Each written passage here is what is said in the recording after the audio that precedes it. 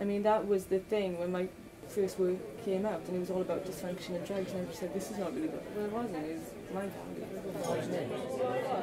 I mean, one of the reasons I was really scared of the script is because you're working with real people, and when you write in fiction, they're just people in your head, so you can make them do anything. And then all of a sudden I thought, I've got to write stage directions and become quite bossy and actually make real people move around the stage. It didn't come naturally to me.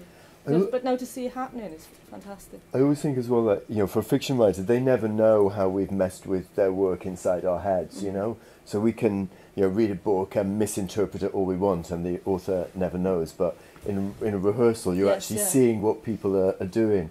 And does that feel exciting? Does it feel, you know, because there must be times when actors say things in a way that you'd not expect them to be said at all.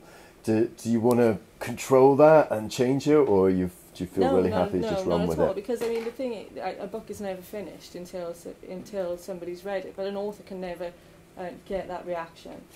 So I mean it's great that the actors are, you know, changing things about a little bit and making it more comfortable for themselves. I'm really happy with that. It was one of the ideas that I gave to John, and he liked it very much because it was so vivid, I suppose. My mum had died a year before I gave him the first piece.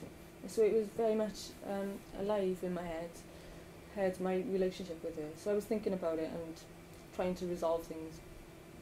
And that came out in the writing, I suppose. Have you discovered things about yourself and your mother that you weren't expecting in this sort of collaborative process? Not about myself so much, but about my mother. Yeah. I could hear the alcohol in my words, but I was sober now. The call was over by the time Joanna appeared. She seemed to crash into the room, holding onto the lip of the sink to steady herself. Well, she said, about to launch into some anecdote, when she noticed the tiny body in the shower tray.